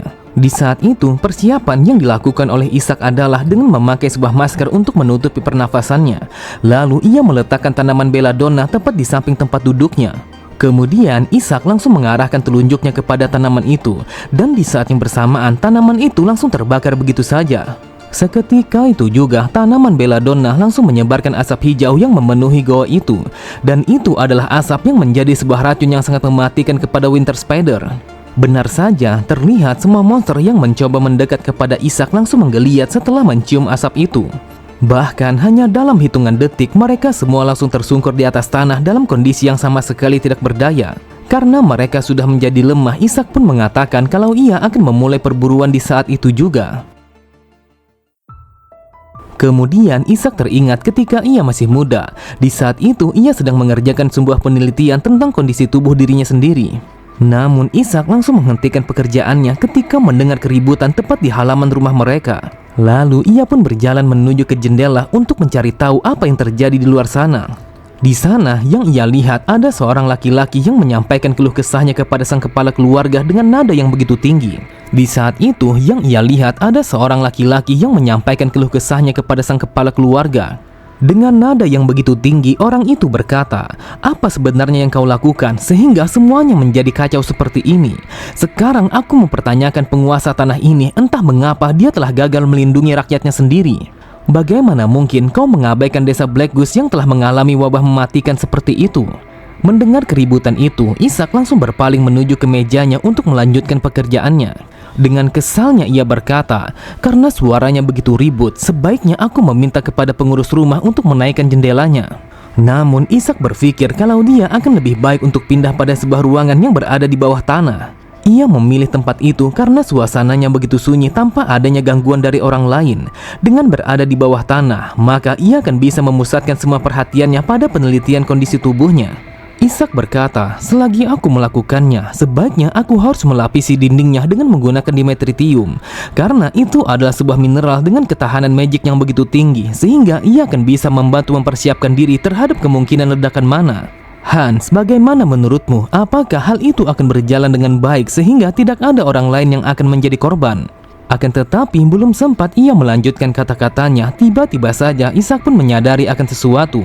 Di saat itu wajahnya menjadi pucat dan juga pandangannya menjadi kosong saat menyadari kalau Han sudah mati. Dia telah kehilangan nyawanya sendiri ketika ia sedang berada di dekat Ishak. Namun tanpa disadari oleh siapapun, sebuah ledakan mana dari tubuh Ishak langsung membunuhnya begitu saja. Meskipun Ishak mencoba untuk mengabaikan kenangan itu, akan tetapi tetap saja kalau dia sama sekali tidak bisa melupakannya. Bahkan ia merasa sangat bersalah karena dia sudah membunuh seseorang yang sangat peduli kepadanya. Seketika itu juga ia pun langsung terlempar pada penyesalan yang begitu dalam, sehingga ia sama sekali tidak bisa untuk tidak menyalahkan dirinya sendiri. Setelah mengingat akan kehidupannya di masa lalu, Ishak bergumam, "Entah mengapa aku selalu saja mengingat kenangan lama yang benar-benar sangatlah menyakitkan. Meskipun aku telah hidup pada kehidupan yang kedua, namun tetap saja ingatan yang seperti itu sama sekali tidak lenyap di dalam kepalaku. Tetapi untuk saat ini aku harus fokus pada pemusnahan Winter Spider. Yang aku perhatikan sepertinya racun Belladonna telah bekerja dengan sangat baik. Sebenarnya aku tidak bisa memberikan racun ini secara langsung kepada Winter Spider, tetapi jika aku membakarnya dan juga membiarkan asapnya menyebar secara alami seperti ini, maka secara perlahan tubuh mereka akan lumpuh dan pada akhirnya mereka akan sulit untuk bernafas. Tentu saja aku juga akan terkena dampaknya racun itu. Itulah sebabnya aku menggunakan masker basah yang bertujuan untuk menyaring oksigen. Lalu aku akan memurnikan sisa racun yang telah masuk ke dalam tubuhku dengan menggunakan mana. Dan di saat yang bersamaan, aku akan menciptakan beberapa bola api. Lalu aku akan mengkompresnya dan juga menggunakan pergeseran fase yang bertujuan untuk tetap waspada. Saat ini, aku telah bisa menggunakan 3 teknik secara bersamaan dengan melalui 3 lintasan mana, yaitu pemurnian, bola api, dan juga pergeseran fase pada bola apinya. Dengan cara yang seperti ini, aku akan bisa mengulur waktu sehingga Winter Spider yang berkerumun di hadapanku mulai melemah. Ketika mereka telah menunjukkan tanda-tanda mulai melemah, Ishak langsung menembakkan bola apinya kepada mereka semua sehingga terjadinya sebuah ledakan yang cukup kuat. Setelah membakar sebagian Winter Spider, terlihat Ishak langsung berjalan melewati kobaran api untuk membasmi yang lainnya. Namun Ishak menyadari kalau sebagian dari mereka telah pergi melarikan diri. Melihat itu, Ishak bergumam, "Yang aku perhatikan, mereka semua telah pergi menuju satu tempat yang sama." Dan di saat yang bersamaan, Ishak pun berpikir kalau mereka telah menuju sebuah tempat yang ada airnya.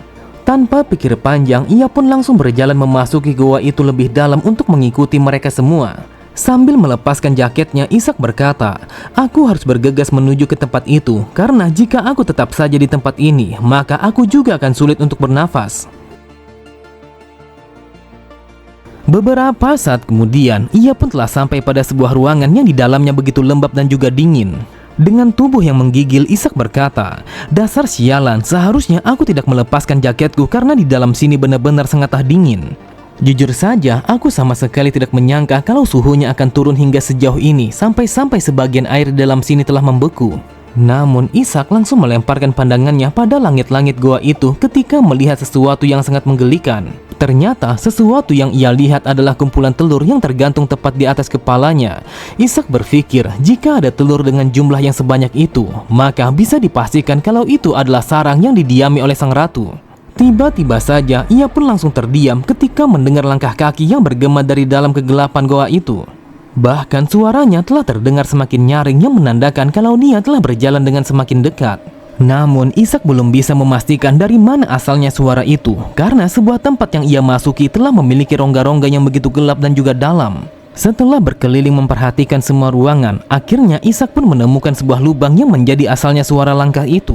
Lalu ia pun melemparkan bola apinya menuju lubang itu yang terlihat benar-benar sangatlah gelap. Namun Ishak begitu heran ketika bola apinya telah padam begitu saja yang seakan-akan telah ditiup oleh sesuatu.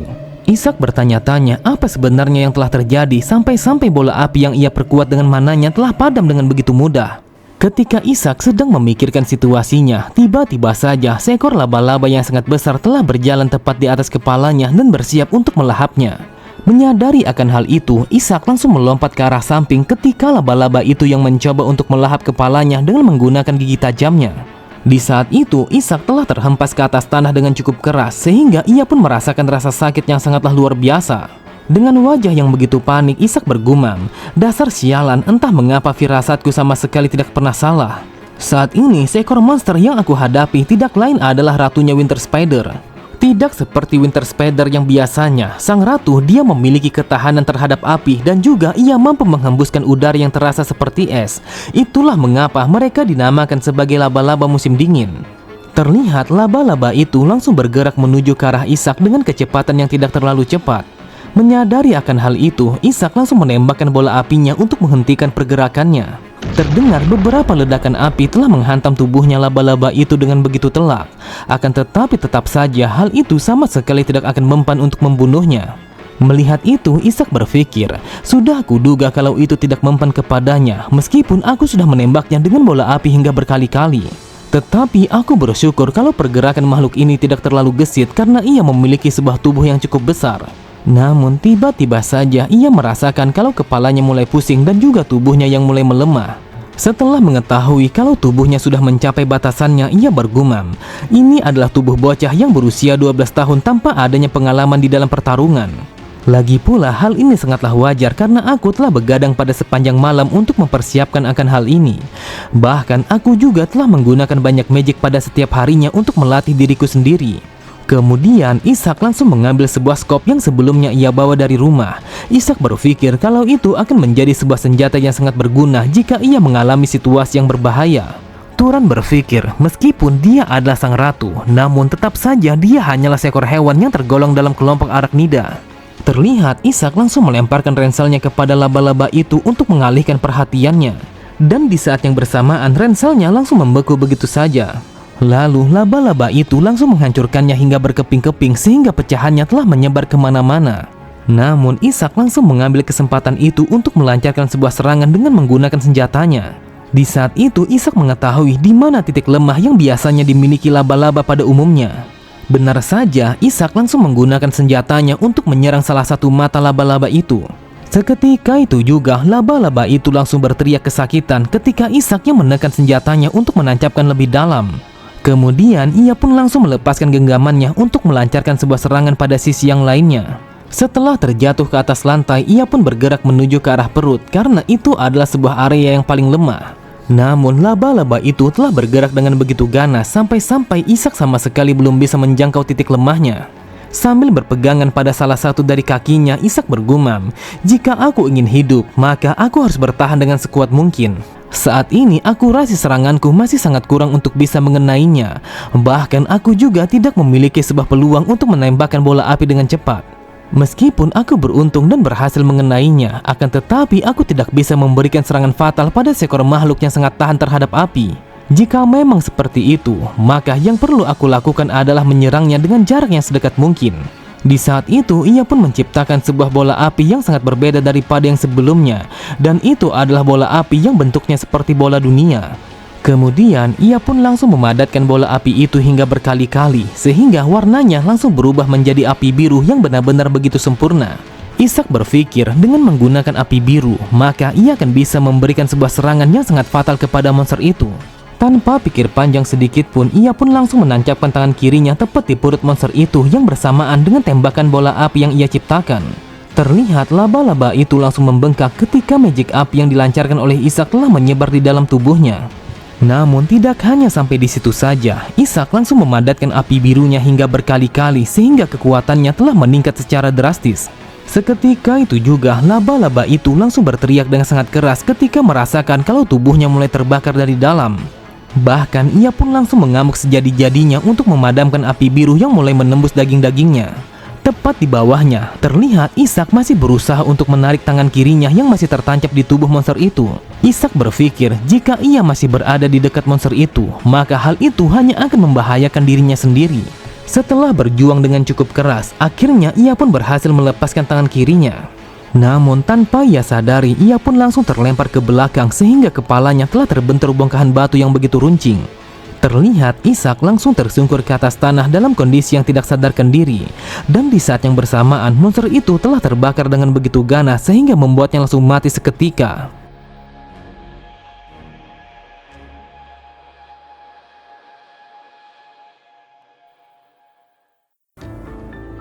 Beberapa saat kemudian, Ishak pun langsung membuka kedua matanya. Namun ia begitu heran ketika menyadari kalau dia telah berada pada sebuah ruangan yang terbuat dari kayu. Lalu ia pun mencoba untuk memperhatikan dua orang yang sedang berbicara, yang tidak lain adalah Nani dan juga Hans. Hans berkata, "Nani, apakah kau benar-benar tidak tahu kalau tuan muda telah pergi menuju sebuah tambang yang sudah terbengkalai?" Dengan wajah yang begitu panik, Nani berkata, "Aku sama sekali tidak tahu. Yang aku tahu, dia hanya berjalan bersama seorang pemburu yang mencoba untuk memandunya. Namun pemandu itu mengatakan kalau dia hanya berburu sendirian." Mendengar keributan itu, Ishak bergumam, "Sebelumnya, ketika aku berhasil mengalahkan Queen Spider, aku pun terjatuh tidak sadarkan diri ketika kepalaku yang terhantam bongkahan batu. Tetapi tidak lama kemudian, setelah aku sadarkan diri, aku pun berusaha untuk kembali menuju ke arah desa. Sesampainya di dalam desa, aku pun tidak sengaja bertemu dengan Hans yang mungkin saja mencoba untuk mencariku. Namun tanpa kusadari, aku pun kembali tidak sadarkan diri ketika kepalaku yang terasa begitu sakit." Saat mendengar Hans yang bertanya apakah benar kalau Ishak telah menyembuhkan penyakit anaknya, Nani berkata, "Saat ini anakku telah pulih sepenuhnya setelah melakukan sesuatu yang diperintahkan oleh tuan muda." Mendengar itu sambil tersenyum, Hans berkata, "Tuan muda, dia adalah orang yang benar-benar baik hati. Meskipun dia menjadi seseorang yang begitu sensitif setelah terjadinya ledakan mana, akan tetapi dia sama sekali tidak bisa menyembunyikan kebaikan dari hatinya." Sontak Ishak begitu jijik ketika mendengar sebuah pujian yang dilontarkan oleh orang itu. Lalu Ishak pun langsung bangkit dari tempat tidurnya sembari menanyakan kepada Hans sudah berapa lama ia tidak sadarkan diri. Hans berkata, "Tuan muda, kau telah pingsan kurang lebih selama setengah hari. Tetapi apakah saat ini kau baik-baik saja?" Tepat di hadapannya dengan wajah yang begitu khawatir, Nani berkata, "Tuan muda, apa yang kau lakukan? Entah mengapa kau berkeliaran pada sebuah tempat yang sangat berbahaya seperti itu hanya seorang diri." Setelah mengatakan kalau dia hanya terjatuh ketika mengumpulkan tanaman herbal, Ishak bergumam, "Jika aku mengatakan kalau aku telah berhasil membunuh para monster, maka bisa dipastikan mereka akan mengatakan kalau aku hanya berbohong." Kemudian Ishak pun menanyakan bagaimana kondisi Hinder saat ini. Nani berkata, "Berkat tanaman herbal yang Anda berikan kepadanya, saat ini kondisinya telah mengalami kemajuan yang benar-benar sangatlah luar biasa. Bahkan anak-anak yang lainnya telah mengalami kondisi yang sama." Sambil tersenyum, Ishak bergumam, "Akan lebih baik jika aku merahasiakan kepada mereka kalau itu adalah racun mana yang disebabkan oleh Winter Spider. Dan juga apabila para petinggi telah mengetahui akan hal ini, maka mereka akan mendatangkan para cendekiawan. Jujur saja, hal itu hanya akan merepotkan apabila mereka menemukan bangkai-bangkai Winter Spider pada tambang yang terbengkalai." Nani berkata, "Tuan muda, aku penasaran bagaimana mungkin kau bisa tahu tentang tanaman herbal. Bahkan para dokter yang dikirim secara langsung oleh kepala keluarga sama sekali tidak mengetahuinya." Karena Ishak tidak ingin menjawabnya, ia pun meminta kepada Hans untuk membawanya kembali ke istana. Mendengar itu, Hans berkata, "Tuan muda, kita tidak bisa kembali sekarang juga karena saat ini saljunya sangatlah tebal." Namun Hans langsung terdiam ketika mendengar Ishak yang kembali berkata, "Apabila aku ketahuan telah pergi meninggalkan rumah secara diam-diam, bukankah kau juga akan terkena sebuah masalah?" Karena mereka akan kembali di malam itu juga, terlihat Nani langsung membawakan sebuah keranjang yang dipenuhi dengan apel. Nani mengatakan kalau ini adalah buah yang dititipkan oleh para penduduk untuk mengucapkan rasa terima kasih mereka kepada Ishak. Sambil memperhatikan apel itu, Ishak berkata, "Nani, kau harus cuti selama 1 minggu lagi. Lagi pula akan lebih baik kalau dirimu mulai bekerja ketika Hinder sudah sembuh sepenuhnya." Mendengar itu, Nani berkata, "Tuan muda, apakah tidak akan menjadi masalah? Dan juga aku sangat yakin kalau kepala pelayan sama sekali tidak akan tinggal diam." Namun Nani begitu heran ketika mendengar Ishak yang berkata, "Siapa yang bilang kalau dirimu akan beristirahat begitu saja meskipun aku memintamu untuk mengambil cuti?" Sambil mengangkat buah apelnya, Ishak pun meminta kepada Nani untuk membuatkan sebuah selai yang terbuat dari apel. Ishak berkata, "Ketika dirimu kembali ke istana, aku akan menikmati selai itu dengan mengoleskannya ke dalam roti yang biasanya kau buat." Terlihat Nani langsung tersenyum yang mengisyaratkan kalau dia akan mengabulkan permintaan Ishak dengan senang hati. Bahkan ia juga mengatakan kalau dia akan membuatkan beberapa macam kue yang bahannya dari campuran selai apel. Waktu pun terus berjalan dan tidak terasa 1 minggu sudah terlewati setelah Ishak yang berhasil mengalahkan sang Ratu Winter Spider. Di siang itu, Ishak telah berlari mengitari tanaman istana hingga berkali-kali yang bertujuan untuk meningkatkan kekuatan fisiknya. Sambil berlari, Ishak bergumam, "Sudah 1 minggu aku mengalahkan monster itu dan di dalam waktu itu wadah manaku telah mengalami peningkatan. Saat ini jalur manaku sudah bertambah sehingga totalnya telah meningkat menjadi 4 jalur. Selain wadah mananya yang menjadi stabil, aku juga bisa menggunakan spell magic sebanyak 4 buah secara bersamaan." Aku berpikir dengan melawan Winter Spider dan juga mendorong diriku sendiri pada maksimalku mungkin saja akan berguna. Bahkan aku juga berpikir berlari dengan tekun pada setiap harinya sudah pasti akan membantuku.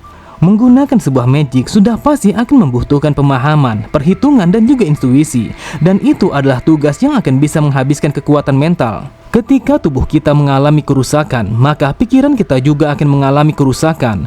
Dan juga kekuatan mental sudah pasti akan membutuhkan kekuatan fisik. Sebuah alasan mengapa aku bisa mencapai batas kemampuan dengan cepat adalah karena tubuhku yang sama sekali belum terlatih. Pada kehidupanku yang dulu, aku telah dilatih oleh Lukas untuk memperkuat staminaku. Bahkan ia sama sekali tidak pernah merasa ragu untuk memberikan pelatihan kepadaku meskipun aku adalah bom waktu yang bisa meledak kapan saja. Tetapi karena dia begitu sering berada di dekatku, pada akhirnya ia pun mengalami sebuah penyakit yang tidak bisa disembuhkan sehingga membuatnya kehilangan nyawanya sendiri. Namun Ishak langsung menghentikan latihannya ketika seorang kepala pelayan yang bernama Sealer telah datang ke tempat itu. Di saat itu, ia telah membawa seseorang yang terlihat seperti seorang dokter. Lalu Sealer mengatakan kalau ini adalah hari pemeriksaan tubuhnya yang biasanya dilakukan pada setiap bulannya. Sambil memberi hormat, dokter itu langsung menanyakan kepada Ishak bagaimana perasaannya di hari ini. Ishak bergumam, orang ini dia adalah seorang dokter pribadi yang telah ditunjuk secara langsung oleh ayahku. Ayahku mengatakan kalau dia adalah dokter yang paling mahir pada wilayah ini. Namun pada kenyataannya dia sama sekali tidak bisa memahami bagaimana kondisi tubuh yang aku alami saat ini. Setelah memeriksa tubuh Ishak, dokter itu berkata, "Yang aku perhatikan, tampaknya kau tidak mengalami masalah serius di hari ini. Bahkan kau terlihat begitu sehat daripada yang sebelumnya. Kalau begitu, aku harus mengubah obat Anda secara perlahan." Mendengar itu, Ishak berpikir, dasar sialan, bagaimana mungkin ia bisa menarik kesimpulan seenaknya sendiri tanpa mengetahui kepastiannya. Setelah membuka sebuah koper yang ia bawa, dokter itu kembali berkata, "Tuan muda, ini adalah ramuan yang disebut sebagai panusia. Apabila kau meminum ramuan ini, maka dia akan bisa menstabilkan manamu." Ishak bergumam, "Sepertinya ayahku sudah berusaha memastikan kalau aku harus mendapatkan obat-obatan yang sangat bagus dan salah satunya adalah panusia." Di dalam bahasa lokal, panusia itu artinya adalah obat yang sangat mujarab. Diketahui bagi sebagian orang, obat ini akan digunakan sebagai stimulan dan juga meningkatkan performa bagi para prajurit. Sejak dari dulu, orang-orang mengatakan kalau ramuan ini bisa menstabilkan aliran mana. Namun pada kenyataannya itu hanyalah kesalahpahaman yang terjadi ketika menerjemahkan bahasa kuno. Tetapi efek sebenarnya dari ramuan ini adalah untuk menstimulasi aliran mana. Dengan kata lain, ini adalah sebuah racun bagi diriku yang memiliki mana yang sama sekali tidak terkendali. Namun untuk keadaanku yang sekarang, ramuan ini bisa berfungsi sebagai katalis yang sangat tepat. Jika aku menggunakannya dengan baik, maka hal itu akan membantuku untuk meningkatkan lintasan manaku. Setelah memberikan pemeriksaan rutin pada setiap bulannya, terlihat dokter itu langsung meminta izin untuk pergi meninggalkan mereka berdua. Akan tetapi Ishak begitu heran ketika melihat Sealer yang hanya berdiri sambil menatapnya dengan tatapan mata yang begitu datar. Saat mendengar Ishak yang bertanya apakah ada sesuatu yang ingin ia bicarakan, Sealer berkata, "Tuan muda, tampaknya kau terlihat lebih tenang di hari ini. Biasanya kau akan langsung bersikap marah ketika dilihat oleh orang lain. Oleh sebab itu, semua dokter pada wilayah ini langsung melakukan penolakan ketika diminta untuk menjadi dokter pribadimu." Menanggapi perkataannya sambil tertawa tipis, Ishak berkata, "Apakah yang kau maksud kalau aku harus bersikap marah pada setiap saat kepada semua orang?" Terlihat Sealer hanya bisa menarik nafas panjangnya ketika mendengar Ishak yang menanggapinya dengan cara yang seperti itu. Namun Ishak sangatlah terkejut ketika mendengar Sealer yang kembali berkata, "Yang aku dengar kau telah berhasil menyembuhkan penyakit pneumonia pada anak-anak yang berada di dalam desa." Ketika mendengar Ishak yang bertanya dari mana ia bisa mengetahuinya, Sealer pun mengatakan kalau dia telah mendengarnya dari Hans. Dengan tatapan mata yang sangat tajam, Sealer kembali berkata, "Jika fakta itu telah diketahui oleh publik, maka komitmen nasihat sama sekali tidak akan tinggal diam. Tuan muda, untuk kali ini aku akan membiarkan perbuatanmu, dan anggap saja kalau aku tidak pernah mengetahuinya. Tetapi aku berharap mulai dari sekarang kau harus menahan diri, dan itu demi kebaikan dirimu sendiri." Mendengar itu, Ishak bergumam, "Sejak dari dulu aku sama sekali tidak pernah bisa untuk sedekat itu bersama Sealer. Dia adalah seorang kepala pelayan yang selalu saja bersikap kaku pada setiap saat. Bahkan dia selalu saja bersikap dingin dan juga menjaga jarak kepada semua orang." Sambil menarik koper itu, Sealer kembali berkata, "Tetapi Tuan Muda, jika dirimu benar-benar tidak bisa menahannya, setidaknya kau harus berbicara terlebih dahulu kepadaku." Sontak Ishak sangatlah terkejut. Ia sama sekali tidak menyangka kalau Sealer akan bersikap selembut itu kepadanya. Ishak berpikir, sebelum Yonas meninggal, ia pernah menceritakan kepadaku tentang Sealer. Sealer, dia adalah seseorang yang sudah melayani keluarga ini yang dimulai dari keluarga yang sebelumnya. Dia telah teguh pada posisinya sampai pada akhirnya keluarga ini telah runtuh. Dan kemudian ia pun telah tumbang di dalam pertarungan. Ternyata selama ini dia diam-diam sangat peduli kepadaku. Dia memberikan perhatiannya kepadaku dengan cara yang sendiri. Kemudian Sealer berkata, "Tuan Muda, yang aku perhatikan kau selalu saja berlari pada setiap harinya di taman ini. Jadi apakah ada sebuah alasan di balik semua itu?" Mendengar pertanyaan itu, terlihat Ishak langsung menarik nafas panjangnya. Lalu dengan tatapan mata yang tajam ia berkata, "Sepanjang sejarah, para mes yang sudah mencapai tingkat 5 ataupun yang lebih tinggi sudah pasti kalau mereka telah melatih tubuh mereka. Lagi pula karena tubuh yang menyalurkan mana, bukankah sudah sewajarnya kalau kita harus memiliki tingkat kebugaran yang sesuai?" Terlihat Sealer sangatlah terkejut. Ia sama sekali tidak menduga kalau Ishak telah memiliki sebuah pemikiran yang tidak seharusnya dimiliki oleh seorang anak yang masih berusia 12 tahun. Cerita berpindah. Pada malam harinya, Sealer langsung menuliskan sebuah laporan yang akan ia kirimkan kepada sang kepala keluarga. Di dalam suratnya, Sealer berkata, "Saat ini, Tuan Muda pertama telah berhasil menyembuhkan para anak-anak desa Black Goose yang telah mengalami penyakit pneumonia, dan aku sudah membuktikan kebenarannya. Tetapi dia begitu sulit untuk menggunakan magic di masa depan nanti yang disebabkan oleh kondisi tubuhnya. Namun aku dengan hati-hati mempertimbangkan kalau dia akan lebih baik untuk menjadi seorang cendekiawan ataupun seorang alkamis." Sealer berpikir dengan mengirimkan surat itu, ia berharap kalau kepala keluarga tidak merasa khawatir dengan kondisi yang dialami oleh anak tertuanya. Namun Sealer langsung menghentikan tulisannya ketika mendengar seseorang yang mengetuk pintu ruangannya. Ternyata itu adalah seorang pelayan berambut merah yang dikenal bernama Rosa.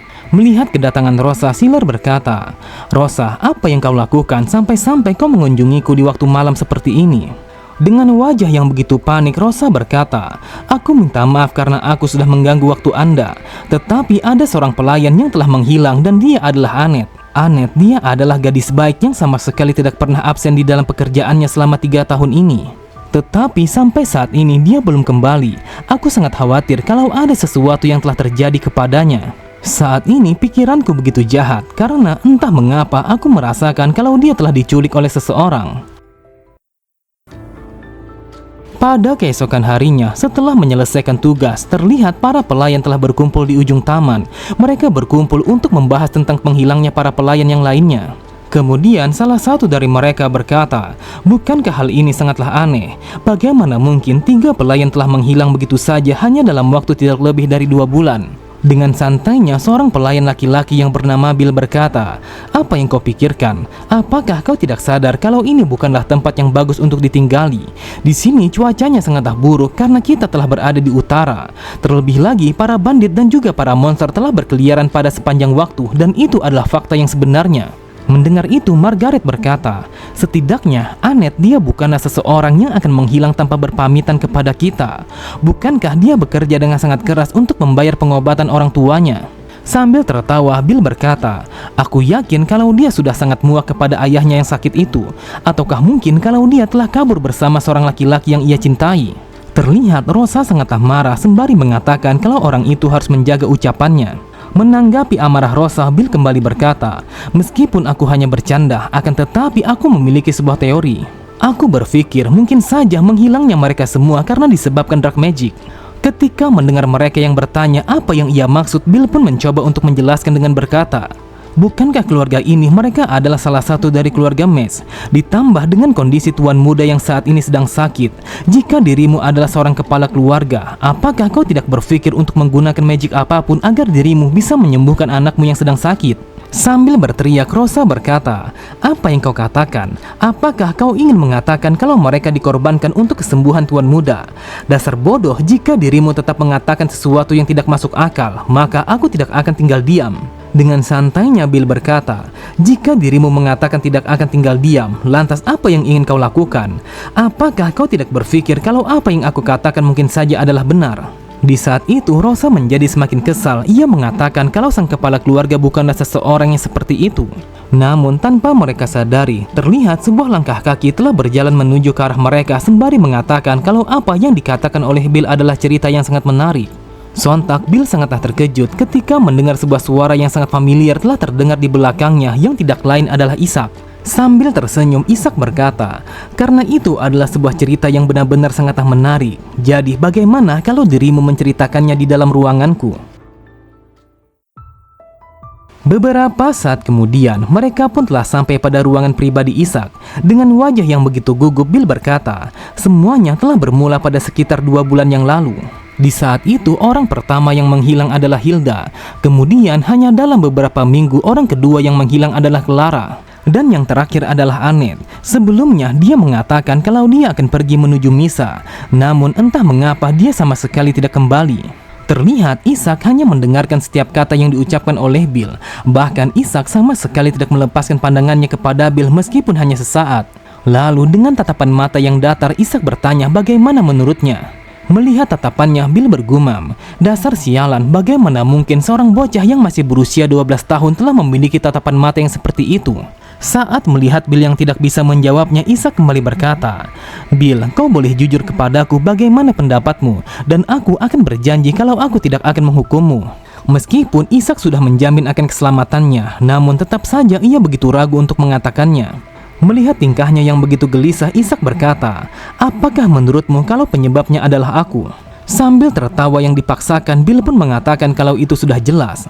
Ia berkata, "Tuan muda, apakah kau tidak berpikir tentang Hans? Sejak dari dulu dia selalu saja melayanimu dari dekat, tetapi yang ia dapatkan hanyalah terluka.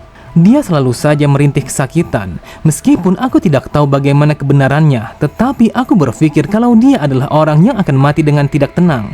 Namun Bill langsung terdiam ketika menyadari kalau Ishak telah menatapnya dengan tatapan mata yang sangat dingin. Ia berpikir seharusnya dia tidak mengatakan sesuatu yang seperti itu. Terlihat Bill menjadi panik, wajahnya berkeringat dingin ketika Ishak yang memanggil namanya. Dengan suara yang terbata-bata, Bill berkata, "Wahai tuan muda, aku mohon tolong ampuni aku. Sampai saat ini aku sama sekali belum menikah dan bahkan belum punya anak. Jadi aku mohon Anda tidak usah mengambil hati dengan apa yang aku ucapkan." Menyadari kalau Bill begitu ketakutan, Ishak berkata, "Jika dirimu tidak ingin mati, maka kau harus bekerja kepadaku." Terlihat Bill begitu heran ketika mendengar Ishak yang memintanya untuk bekerja di bawah kendalinya, dan ini adalah sesuatu yang benar-benar tidak terduga. Pada malam harinya, Ishak langsung memainkan magic apinya, tetapi kali ini warna apinya telah berubah menjadi api biru. Namun di dalam api itu, Ishak membayangkan bagaimana kedua wajah para pelayan yang tidak lain adalah Rosa dan juga Annette. Ia membayangkan kedua pelayan itu karena dia sangat familiar dengan nama yang mereka miliki. Setelah membayangkan mereka berdua, Ishak berkata, "Setelah memikirkan keduanya, akhirnya aku pun sudah ingat kalau mereka dulunya adalah pelayanku. Ketika Nani dan juga Han sudah meninggal, mereka berdua telah bersedia menggantikannya untuk merawatku. Akan tetapi di hari pertama mereka melayaniku, aku sama sekali tidak bisa menerimanya begitu saja karena aku masih merasa kehilangan pelayan setiaku. Bahkan aku meminta kepada mereka untuk pergi meninggalkanku meskipun mereka sangat khawatir kepadaku." Ketika melihat mereka yang tidak pergi, sambil berteriak Ishak berkata, "Apa yang kalian lakukan? Bukankah sudah aku bilang kalau kalian harus pergi? Lagi pula semua ramuan ini sama sekali tidak berguna. Jadi mulai dari sekarang kalian tidak usah lagi membawakan ramuan ini ke hadapanku." Rosa berkata, "Wahai tuan muda, seharusnya kau tidak usah berputus asa karena aku sangat yakin kalau dirimu masih memiliki sebuah harapan." Mendengar itu, terlihat Ishak langsung melemparkan tatapannya kepada mereka berdua. Lalu ia berkata, "Apakah kau tahu bagaimana rasanya membunuh orang-orang yang kau sayangi dengan menggunakan kedua tanganmu sendiri? Katakan kepadaku, apakah kau tahu bagaimana rasanya menjadi aku?" Tepat di hadapannya, Annette langsung berjalan menuju ke arah depan sembari mengatakan kalau dia mengetahuinya. Annette berkata, "Tuan muda, aku adalah orang yang menjadi penyebab dari kematian temanku sendiri." Terlihat Ishak langsung terdiam, lalu ia bertanya apa sebenarnya yang ia maksud. Annette kembali berkata, "Dulunya, jika saja aku memberikan perhatian kepada Clara meskipun hanya sekali, Andai saja aku mengulurkan tanganku kepadanya, maka aku pun sangat yakin kalau aku akan bisa menyelamatkannya. Setelah mengatakan itu, ia pun langsung berjalan menuju ke arah Ishak dan berdiri di hadapannya. Anet kembali berkata, aku sangat mengerti bagaimana situasi tuan muda yang berbeda dari orang lain. Tetapi pada akhirnya siapapun bisa saja melakukan sesuatu yang sama sekali tidak pernah mereka rencanakan. Setidaknya hal itu hanya sekali di dalam hidup mereka, dan itu bisa terjadi kepada siapapun. Setelah mengingat akan hal itu, Ishak bergumam. Dulunya cara pandang Anet yang selalu saja melihat sisi buruk entah mengapa telah memberikan kenyamanan yang terasa aneh. Seharusnya aku menanyakan hal itu lebih banyak kepadanya karena aku benar-benar membutuhkannya. Namun Ishak langsung melemparkan pandangannya ke arah pintu ketika Bill yang mengetuk pintu kamarnya. Setelah mengizinkannya untuk masuk, Ishak pun bertanya apakah dia sudah menemukan informasi kemana perginya para pelayan. Bill berkata, tadi siang aku bertanya kepada para pengemis di pinggir jalan tentang mereka, dan apa yang mereka katakan sangatlah cocok dengan dugaanku. Saat mendengar Ishak yang bertanya apa yang dikatakan oleh para pengemis, Bill kembali berkata, para pengemis mengatakan kalau itu adalah perdagangan budak. Mereka menipu orang-orang dengan janji yang akan membawa mereka menuju ke selatan. Tetapi pada akhirnya mereka menjual para korban dengan harga yang cukup tinggi. Ishak berkata, jika mereka ingin pergi menuju ke selatan, bukankah mereka bisa saja pergi sendirian? Jadi untuk apa mereka mengikuti para penyalur? Sambil tertawa, Bill berkata, sepertinya kau tidak tahu bagaimana caranya kerjanya dunia ini. Saat ini ada transformasi yang akan pergi menuju ke selatan, dan juga ada mercenary yang akan melindungi mereka semua dari para bandit. Ditambah lagi ada jaminan sebuah status untuk kebebasan ketika mereka sudah sampai di selatan. Apakah mungkin para gadis muda akan bisa menangani sesuatu yang seperti itu hanya seorang diri? Mendengar itu, Ishak pun berpikir kalau apa yang dikatakan oleh Bill memanglah masuk akal. Melihat Ishak yang masih berpikir, Bill bergumam, yang namanya seorang bocah tetaplah seorang bocah. Jadi sudah sewajarnya kalau dia sama sekali tidak mengetahui dengan dunia ini. Namun tiba-tiba saja Bill pun menyadari akan sesuatu, dan itu adalah ide yang benar-benar sangatlah brilian. Lalu Bill berkata, Tuan muda, sebenarnya kita membutuhkan sedikit uang agar membuat para pengemis itu mengatakan semuanya. Jadi aku sama sekali tidak memiliki pilihan lain selain menghabiskan dana perjalanan yang sebelumnya sudah kau berikan kepadaku, dan totalnya sebanyak 20 koin perak. Mendengar itu, Ishak pun mengatakan kalau jumlahnya sudah setara dengan gaji setengah tahun. Karena Ishak menyadari kalau Bill sudah bermain-main bersamanya, ia berkata, saat ini jumlah uang sama sekali tidaklah penting karena yang aku inginkan adalah untuk menemukan mereka semua. Sambil tertawa, Bill berkata, aku tidak menyangka kalau tuan muda benar-benar sangatlah baik. Jadi apakah ada sesuatu yang bisa kulakukan untuk membantu tuan muda? Ishak berkata, saat ini ada sesuatu yang harus kau kerjakan, dan pastinya aku akan membayarmu dengan sangat layak. Jadi apakah kau ingin mencobanya? Dengan tawa yang merekah di wajahnya, Bill pun mengatakan kalau ia akan bisa melakukannya. Setelah mengatakan itu, ia bergumam, dasar sialan, aku telah berhasil menipu bocah ini dengan begitu mudah. Seperti yang aku duga, di dalam hidup ini kita sudah cukup dengan bermodal sebuah lidah yang sangat lihai. Jika aku bisa memainkan bocah ini dengan tepat, maka bisa dipastikan kalau kedepannya akan sangat menguntungkan. Namun kelemahan satu-satunya yang dimiliki bocah ini hanyalah kalau dia sama seperti bom waktu. Tetapi bagaimana mungkin aku bisa mendapatkan banyak uang tanpa adanya sebuah resiko? Semua orang pastinya menyadari akan hal ini. Semakin besar resikonya, maka semakin besar pula hadiahnya. Akan tetapi Bill sangatlah terkejut setelah menyadari kalau dia telah berada di dalam penjara bawah tanah. Bahkan ia menjadi semakin panik ketika melihat sebuah tengkorak yang berada di dalam kurungannya. Sambil berteriak, ia pun bertanya-tanya bagaimana mungkin ia berakhir di dalam penjara seperti itu. Tepat di belakangnya, terlihat Ishak hanya berdiri dengan santai sembari memegang sebuah batu yang tidak lain adalah runestone. Oke semua, cukup sampai di sini dulu pembahasan alur cerita kita. Sampai jumpa di video selanjutnya. Wassalamualaikum warahmatullahi wabarakatuh.